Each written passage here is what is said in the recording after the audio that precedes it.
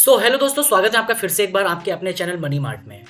आज हम डिस्कस करने वाले हैं एक बहुत इंपॉर्टेंट टॉपिक के बारे में। जैसा कि आप स्क्रीन पर देख सकते हैं, आपने बहुत बार सुना होगा कि ESBI नाम की कोई चीज़ है, या फिर आप ऐसा कह लीजिए कि ESBI जो ग्राफ है वो एक ऐसा ग्राफ है कि अगर कोई इंसान उसको समझ ले तो उसको ये समझ में आ जाएगा कि वो इस टाइम पर किस जगह पर स्टैंड करता है। ठीक है, तो ESBI ग्राफ बेसिकली हमें रॉबर्ट टी कियोसाकी की बिजनेस स्कूल बुक से मिला है, या एक बुक उन्होंने और लिखी थी, रिच डैड पुअर डैड, उस बुक में भी जो है इसको अच्छे से समझाया गया है रॉबर्ट टी कियोसाकी के द्वारा।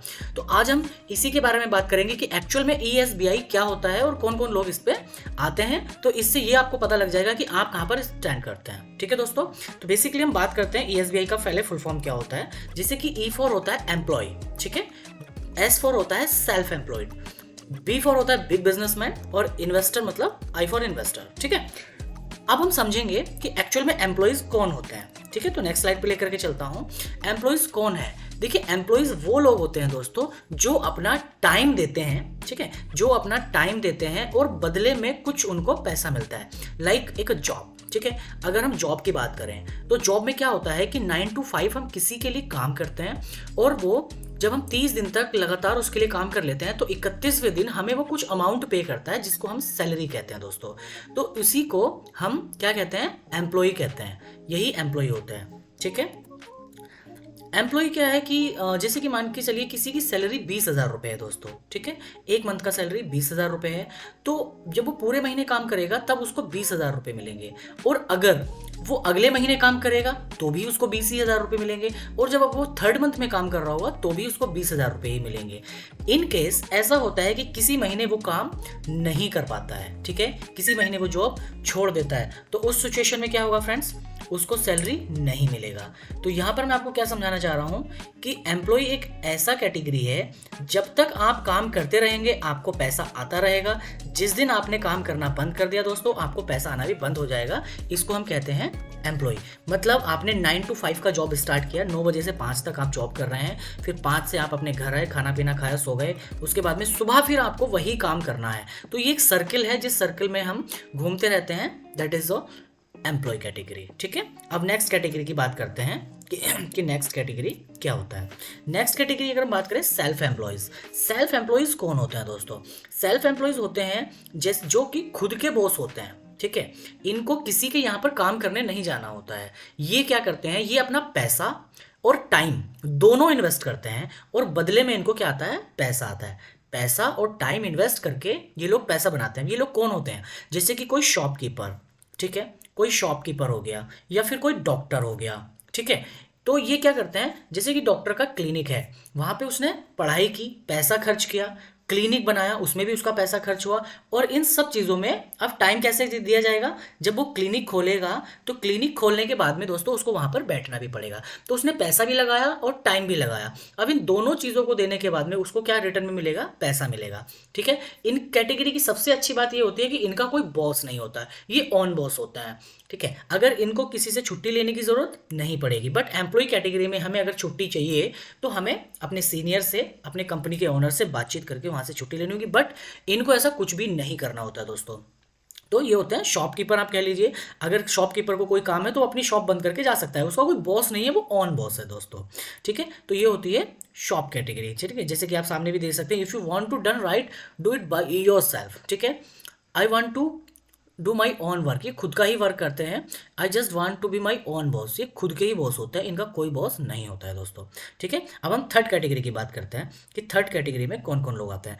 Third category big businessman owners who are more than 500 employees. ये वो कैटेगरी है दोस्तों जो लोग अपना टाइम और पैसा लगा करके एक सिस्टम को क्रिएट करते हैं। ठीक है, और वो सिस्टम उनको पैसा बना करके देता है। जैसे एक एग्जाम्पल के थ्रू मैं समझाता हूँ, आपको अच्छे से समझ में आएगा दोस्तों। जैसे आज अगर बात करें मुकेश अंबानी जी की, तो मुकेश अंबानी जी ने क्या किया? एक सिस्टम बनाया है। पहले पैसा उन्होंने खर्च किया और समय खर्च किया, और उस खर्च करने के बाद में एक सिस्टम क्रिएट किया जिसका नाम है जियो। अब जियो को उन्होंने कनेक्ट कर दिया HR से, ह्यूमन रिसोर्सेज से, लोगों से कनेक्ट कर दिया।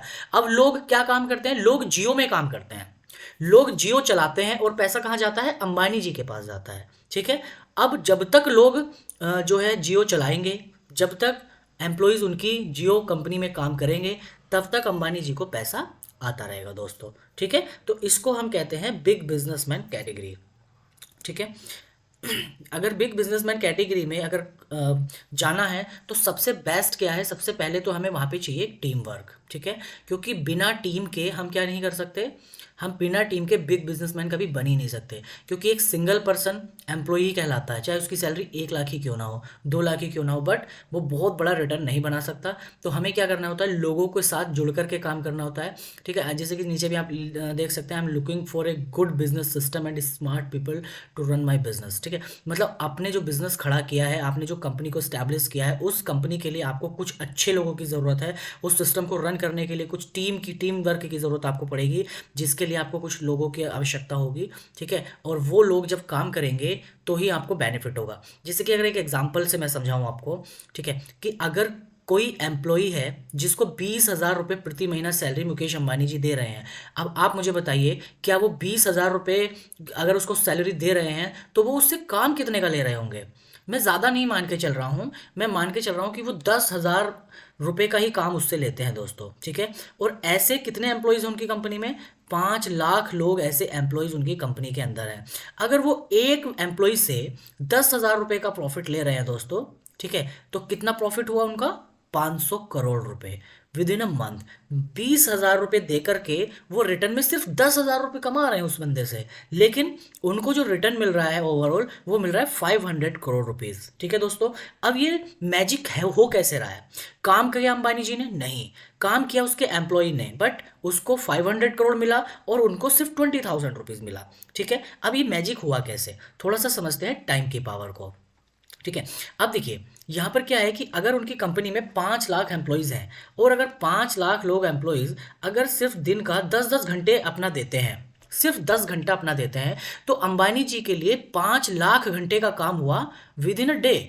ठीक है, विद इन अ डे उनके लिए 50 लाख घंटे का काम हो गया दोस्तों। ठीक है, बट एक एम्प्लॉयज़ के लिए कितना काम हुआ? सिर्फ 8 घंटे। तो 8 घंटे काम करने के 20,000 और 50 लाख घंटे काम करने के 500 crore, note a big deal.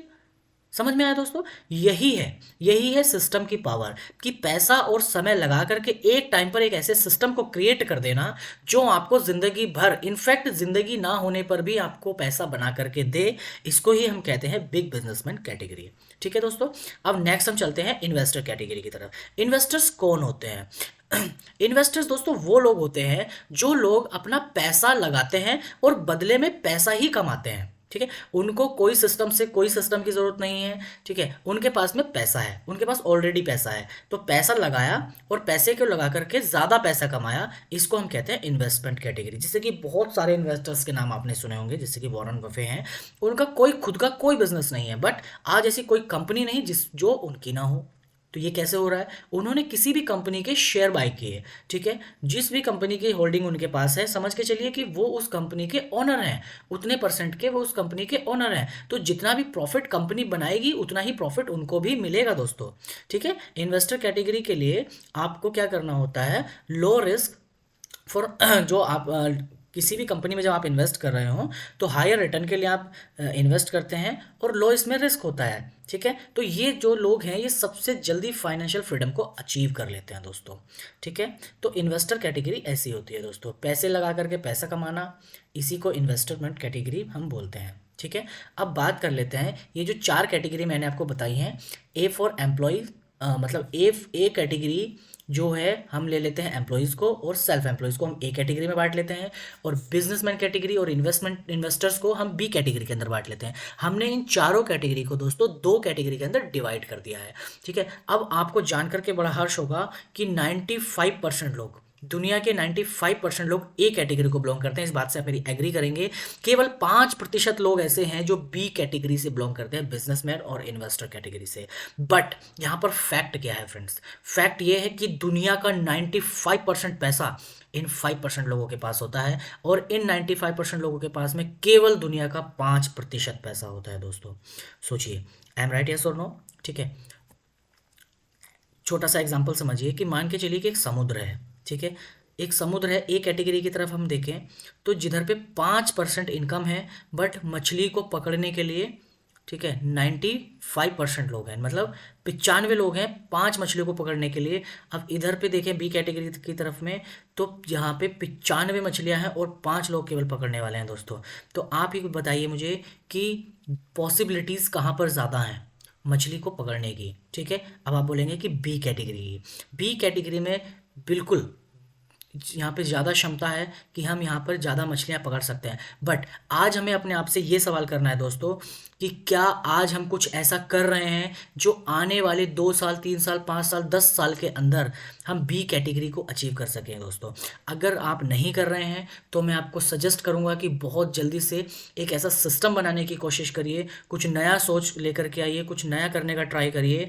But हमें बी कैटेगरी के अंदर अगर आना है तो हमें बिजनेसमैन कैटेगरी या इन्वेस्टर कैटेगरी के अंदर ही आना पड़ेगा, तभी हम बी कैटेगरी की तरफ आ पाएंगे। 95% कैटेगरी के अंदर तो दोस्तों लोग आते ही हैं, 95% लोग यहाँ पर होते ही हैं ये कैटेगरी के अंदर। हमें बी कैटेगरी में अगर स्विच करना है तो हमें कुछ ना कुछ अच्छा करना पड़ेगा दोस्तों। अगर वीडियो पसंद आई हो तो वीडियो को लाइक करें, शेयर करें अपने दोस्तों के साथ में, और चैनल को सब्सक्राइब करना ना भूलें ताकि आने वाली वीडियो की नोटिफिकेशन आपको मिलते रहें।